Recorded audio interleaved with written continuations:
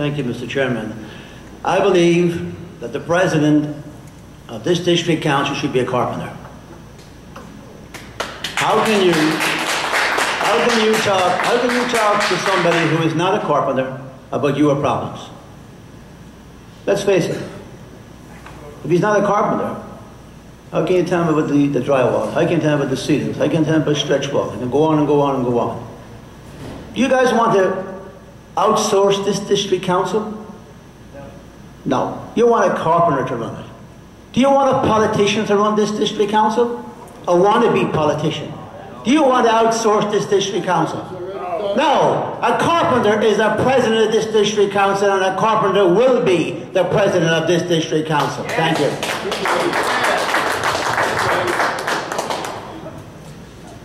I think Martin wrote that question for Dennis since his last performance at the 157 meeting. Listen, I joined this local in 1994, the local 157. I went to work as a carpenter, but I also had a vision. I had a vision of how to help members go to work. So to Dan's point, is it written in the rules that I have a significant experience, as the question was asked? I'm honest. I had less than 5 years on the tools, but I know that in my role that I've worked on for the last 15 years, I've helped put carpenters to work. So is it significant years on the tools? I worked for a guy who put 35 years on the tools, my boss. I worked for another guy who put 20 years on his tools, who was one of my bosses. I think it takes all kinds to run this organization. I think that it takes guys with experiences, millwrights. It takes the guys with experiences, timbermen. It takes experiences, guys who are woodworkers, floor covers.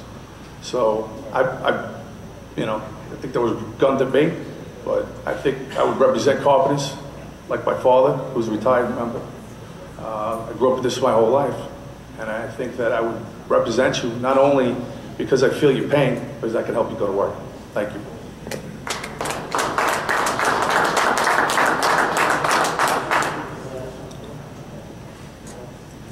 It's an interesting question, but I feel that in order to make this organization great, you need people from all aspects of the union.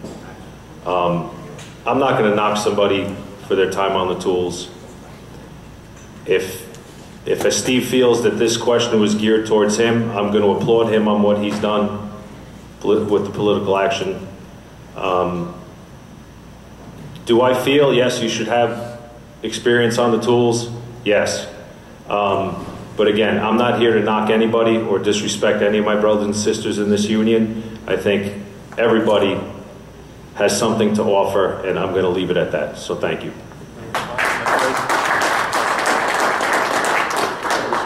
Go ahead. Well, I'm going to keep it tight on this one, but Martin, my father always told me, never wrestle with a pig. You get dirty and the pig likes. Thank you. Okay, we'll start with Steve on this next question. Steve, do you think that the president should have significant management or administrative experience? I think that, this is not a starter type of job. I think that it's something that you do have to have, be able to actually, handle yourself in front of people. You have to know what's going on. And I think, having some basic kind of management experience, whether it's working as a foreman or having a role as a representative, you have to have a basic knowledge of how to work with people. How to understand that other people have other opinions. How to try and influence people, not by cutting them down, but by embracing what they're saying and trying to work with them to get a common cause. So, I think whether it's working in the field or working as a representative, some basic kind of management experience is fine, but I think it also takes an understanding of how to work with people and how to try and move this organization ahead by looking looking to move it ahead instead of the politics of personal destruction. Thank you. Question again is, do you think that the president should have significant management or administrative experience? Yeah, I mean, you definitely need experience managing people. That's why I feel you come up through the ranks, and that's what helps you get that experience. You run crews of men, you're on a job as a shop steward. These are all things that are going to help you down the line. These are all things that are going to help you help you to better run an organization. I shouldn't even say run an organization, but build an organization together. You know, you learn, even as a foreman or as a shop steward, that you have to work together with the people around you.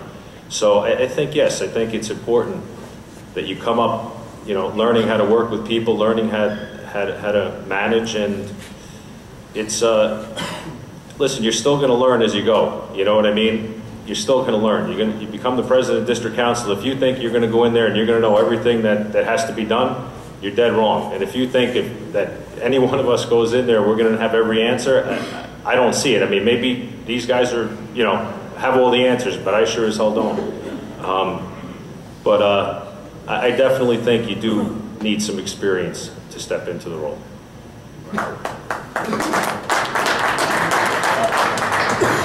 I'll repeat the question. Do you think that the president should have significant management or administrative experience? Absolutely. For myself, I'm in management every day, and I have the experience as a carpenter, dealing with supers, GCs, building management. Absolutely, it's a must that we have management experience, and that we can talk to the brotherhood the way that I would like to be talked to myself. And I don't want another outside interest talking to me and telling me what to do. Thank you.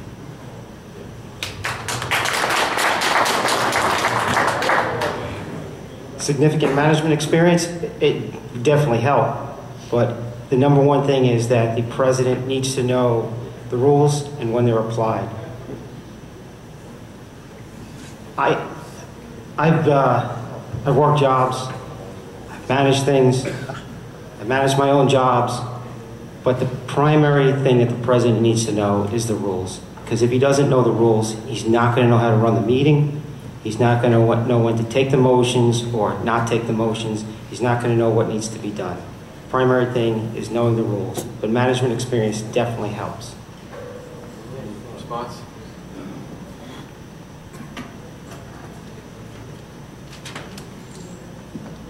Start with Martin. Are you familiar with the parliamentary rules of the UBC? And if you were the presiding officer, if you were the president, and you weren't sure what to do under the parliamentary rules, what would you do? Well, I am pretty familiar. I've a long time around, listened to everybody here running meetings, and I'm hearing about violations all over the place. All in all, over the years, I guess there was some violations, you know, but I put the membership first, and if I wasn't sure, I would certainly seek legal counsel before I make a statement. And I'd have to back up what I say. I'm not going to make a false statement. Anything I say here tonight will be honest, and I'm going to back up what I say. My brothers and sisters, it's very important for the president to know what he's talking about, especially when he's a carpenter. Thank you. Well, I'll be honest, I'm no parliamentarian. I'm a carpenter. From, you know, coming to meetings and, you know, through my career, yes, you know, I have the experience, but, you know, I still have a lot to learn. But I'm not afraid to admit it. I'm not afraid to work hard to get to learn what I need to learn. And that's it. I am familiar, but if anybody ever looked, I think Robert's Rules is about 779 pages at the end of the day. We're not running the House of Lords here, we're running a union. You know, the knowledge and the rules are a tool to get to the substance of what needs to be done, the business of the organization. I think the focus should be on what we can do for the members, how the members can help us, not on, you know, trying to play parliamentarian. You know, we do have counsel at the meetings.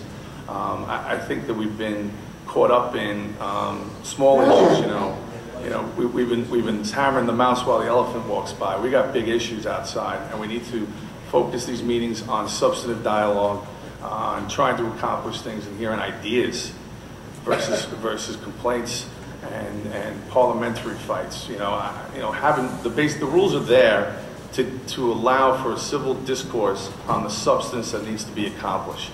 45-minute or an hour-long fights over, Robert's rules, I don't think is a productive use of anybody's time. I think that the substance really rides over the holding it to the letter of the law. I think, as I say, the reading of Robert's rules and the UBC Constitution is to get a framework and a structure to deal with the substance. I think we've got to spend more time on substance instead of the technical aspects of running a meeting.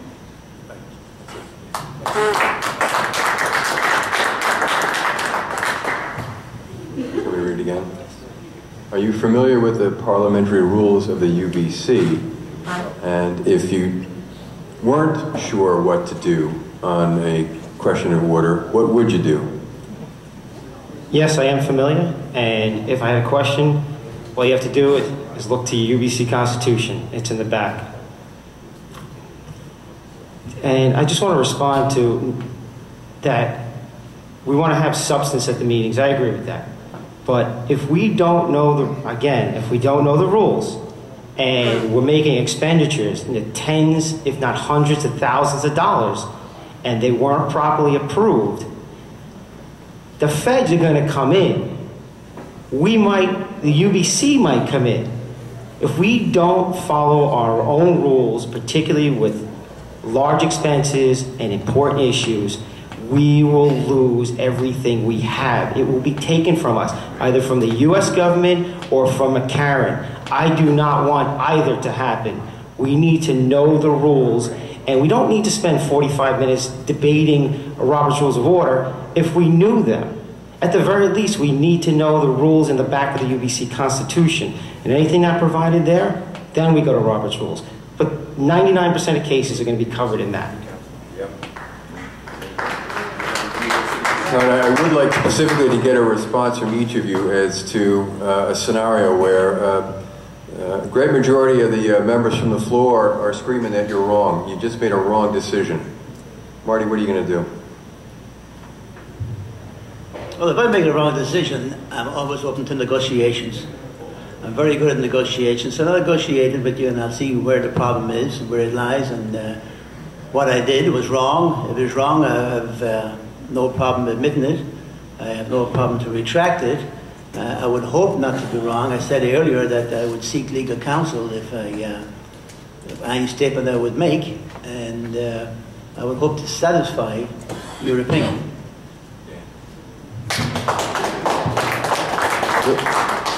We're specifically asking if a member appeals a decision of the chair. Well, that's your scenario. What I said is a great majority of the members from the floor are screaming that you just made a wrong decision. What are you going to do?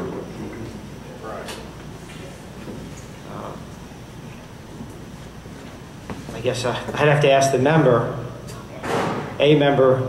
or the members, whether they're appealing a decision of the chair. And someone would have to move to appeal the decision of the chair.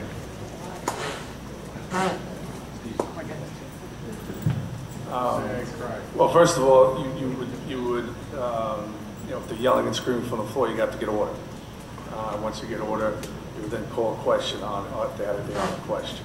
And if the Constitution, if I was president, would be on the table, and we would refer to that to answer and to address the issue. So I think getting the decorum from the floor, I think you got to respect if guys have opinions, but the guys on the floor have to respect the chair as well. I think that's something we have to move forward on that. When yelling and screaming from the floor, I don't feel engaging and yelling and screaming back at them is a productive way of dealing with it. And as I said, referring to the Constitution. Like Steve said, you first. Sorry.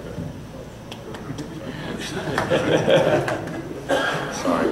Like Steve said, first you have to get order. And then, is it wrong, or is it just a few people that don't agree with what was done? I think that's what has to be established first. And again, like I've said before, I'm always open. I have an open mind. I listen. So I would gladly listen to reason behind anything. But again, we have to be careful with stuff like that, because a lot of tough decisions are being made here, and if the president or the executive board is going to back down every time people are yelling and screaming, I think